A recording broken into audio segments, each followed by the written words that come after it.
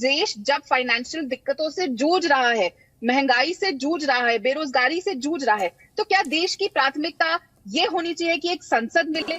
कोई सेंस है इस बात की? है जब हर आदमी ने अपने बजट की कटौती की है कोरोना के हालात के चलते, तो ऐसे में ये फिजूल खर्ची क्या ठीक है? यही कहने की कोशिश की राधिका जी। देखिए, दो बातें हैं। कांग्रेस पार्टी को जिस प्रोजेक्ट में पैसा खाने नहीं मिलता है वो उसका विरोध करते हैं। अरे बाप रे, ये तो धोती खोल रहा है। दूसरी पर मैं एक ही चीज कहना चाहता हूँ, प्राथमिकता की राधिका दीदी ने बात की कोविड के समय पर। कोविड के समय पर ये तो पार्लियामेंट 850 करोड़ का बन रहा है ये बिल्डिंग, परंतु 900 करोड़ का उस समय पर एमवीए सरकार एमएलए हॉस्टल बना रही थी। अभी मजा आएगा ना भिड़ो।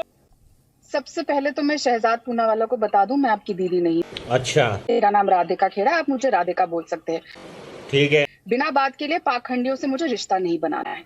एक आम इंसान की तरह जिसको नहीं पता कि इकोनॉमी क्या होती है, जीडीपी क्या होता है, जब उसको खरीदने जाना पड़ता है बाजार से तेल, घी, मक्खन या बेसिक दाल, तो दर्द होता है, मुश्किल होती है, सबके लिए तकलीफ हो रही है। पहले तो मैं माफी चाहता हूं कि मैंने इनको दीदी कहा। वैसे मेरे भारत के प्लेज और संविधान में हर एक को भाई बहन मानते हैं, पर अगर वो अपने आप को भारतीय नहीं मानती और इस संविधान और प्लेज से इत्तेफाक नहीं रखती, तो हो सकता है वो मुझे अपना भाई और मुझे उनको अपनी बहन समझने में उनको तकलीफ होगी। हो सकता है उनको भारतीयता नहीं, उनको कोई शायद और कल्चर पसंद आता होगा। मैंने तो भारतीय संविधान और प्लेज के हिसाब से उनको दीदी कहा था, पर मैं उसको वापस ले लेता हूँ, वो सिर्फ भारतीयों के लिए है। मैं आज पूछना चाहता हूँ, दिल्ली हाईकोर्ट जिसका मेरे पास आज आदेश है, उन्होंने कहा ये एसेंशियल प्रोजेक्ट भी है और नेशनल इंपॉर्टेंस में भी है। अब मैं क्या किसकी बात सुनूं? जयराम रमेश और राधिका दीदी की बात सुनूं? सॉरी, दीदी नहीं, राधिका जी की बात सुनूं या मैं दिल्ली हाई कोर्ट और सुप्रीम कोर्ट की बात सुनूं? राधिका जी, मेरा सीधा सवाल, संसद तो देश की होती है ना। चलिए, आज इनकी सरकार है, कल आपकी होगी।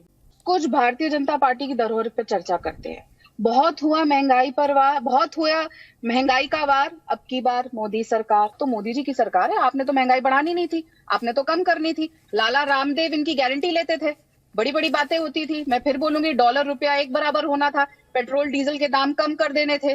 पेट्रोल डीजल के दाम बढ़ने से कितनी महंगाई बढ़ी सब जानते हैं। फिर बोलूंगी, बहुत हुई महंगाई की मार अब की बार मोदी सरकार। अरे कहना क्या चाहते हो?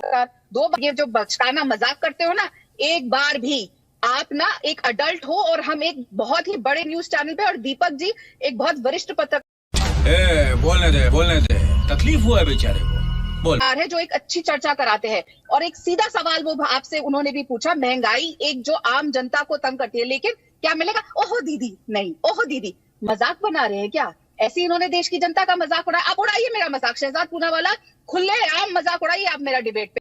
चलो भाई, देखो अब मैं क्या करता हूँ। तो मेरा दीदी कहना उनको बुरा लगा और अपमानजनक लगा, पता नहीं और कौन से शब्द इनको सम्मानजनक लगते हैं। बहरहाल, कांग्रेस में तो चरित्र है तंचमाल बोलने का, गजब बेइज्जती है। शायद अब वो सम्मानजनक है और दीदी अपमानजनक।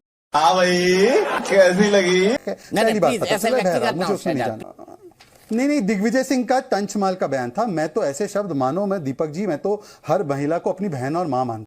क्या बात है सर, क्या बात है सर।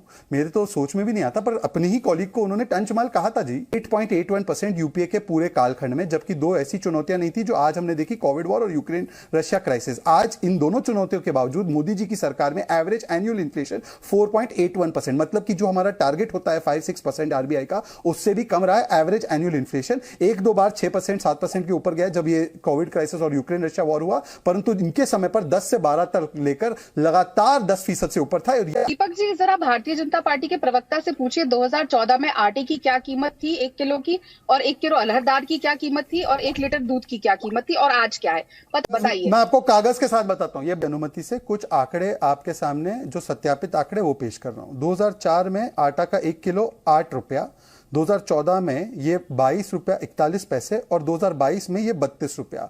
बढ़त 2004 से 14 के बीच 170%, बढ़त 2014 से 22 के बीच 42%। और